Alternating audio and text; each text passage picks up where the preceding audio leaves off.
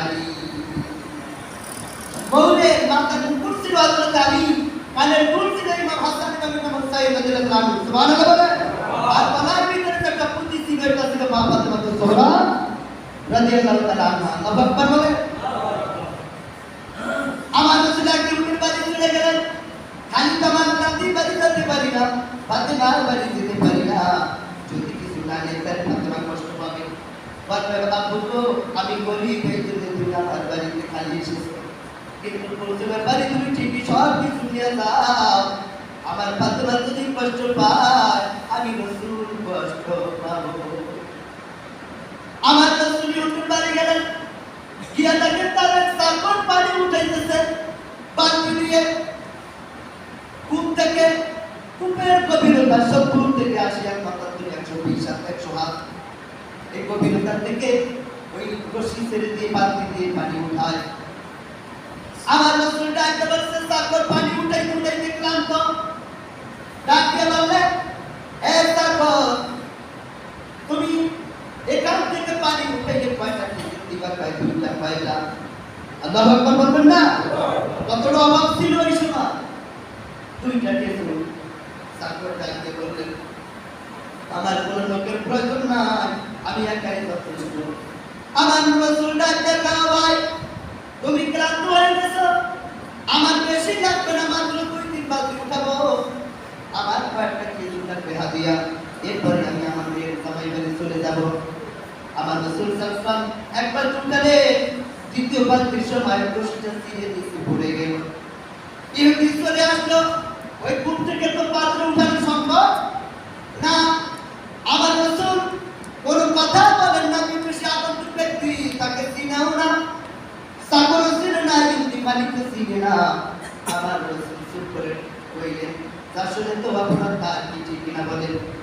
কিন্তু রশি ছিঁড়ে গেছে অনেক দিনের আগে পুরানো রশি ছিঁড়তে পারে ওই ইহুদি মালিক চলে এসে আমার নবীর কান মুবারকে দুইটা সওয়া বসে দিয়েছে আমার রাসূল মাথাটা নিচু করে দিয়ে চোখের পানি ছেড়ে দিয়েছে বাবা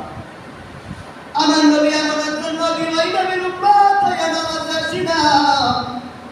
আজকের শুক্রবার দিন সেই নবী যেন মায়া করেছে জান্নাত দেখেছে জাহান্নাম দেখেছে হযরত ইদ্রিস আলাইহিস সালাম জান্নাতের ভিতরে ঢুকছে তো ঢুকছে আমার আল্লাহ ডাকতে বলছে জিবরাইল তাকে বের করে দাও তখন জিবরাইল আমি ডাকতে বলো ভাই ইদ্রিস তুমি বের হও ইদ্রিস আলাইহিস সালাম ডাকতে ভাই জান্নাতে একবার ঢুকা যায় আর বের হওয়া যায় না আর বের হওয়া আমার রাসূল আসলেন কত বড় দিন নিয়ে দুনিয়ার জমিনে আমার উম্মতদেরকে আমি বলবো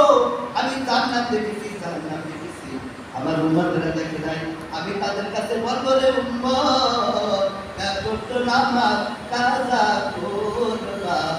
না আমার রাসূলকে যখন কান মোবারকে তাপুর বসে দিয়েছে হঠাৎ করে আমার রাসূল চোখের পানি ছেড়ে দিয়ে জমির দিকে তাকায় রইলেন কিছুক্ষণ পরে মাথাটা তাকাইলেন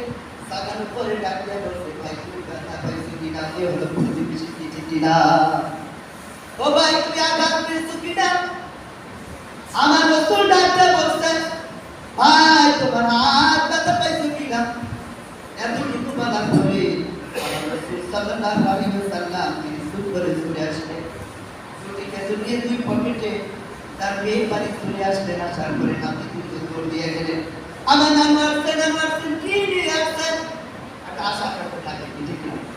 ইমাম হুসাইন ইমাম হাসান দুই ভাই দুই পকেট থেকে দুটা কিছু নিয়ে এরপর আমার রাসূল সাল্লাল্লাহু আলাইহি ওয়াসাল্লাম একটা রুমাল ছিল ওই রুমালটা দিয়ে তাকে যেরকম মহিলাটা দেখেছেন এই বোনটা দেখেছেন কিনা ওই রকম দিনের কাপটা ঢেকে রাখলেন আমার রাসূল কিছুক্ষণ পরে মা ফাতেমা ডাকতে বললেন আব্বু একটু কাপড়টা সরান চেহারাটা একটু দেখি অনেকদিন পরে আমার বাড়িতে আসলো আমার রাসূল ডাকতে চোখের পানি ছেড়ে দিয়ে আব্বু আমাকে দেখা লাগবে না কারণ এই জায়গাটা ওই যে ইহুদি পাঁচটা মুখারিয়া আমার মায়ের নবীর কান মোবারক ঢুকে নিচ্ছে কাপড়টা সরানোর মাত্রই ফাতেমা জোরে ডাকতে বলছে আব্বু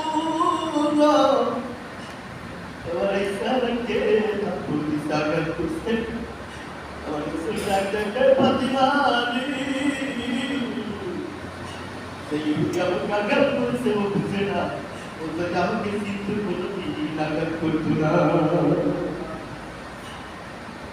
এরপর আমার রসুল চোখের পানি ছেড়ে দিলেন, ফাতেমা কাঁদলেন,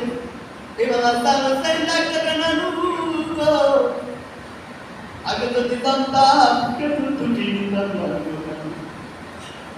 না জানি তুমি কত কষ্ট পাইছো, না জানি তুমি কত আঘাত পেয়েছো। আমার নবী ডাকলেন, হাসান হুসাইন, আমার বাবাকে আমি দেখি নাই রে, জন্মের 5 বছর পরে আমি মাকে হারাই ফেলেছি। আমি দেখি আমার বাবাকে দেখি নাই, না জানি বাবার চেহারা কেমন। আমার আব্বুকে আমি দেখি নাই, আমি তোমাদেরকে দেখি, আমি প্রাণটা জুড়াই।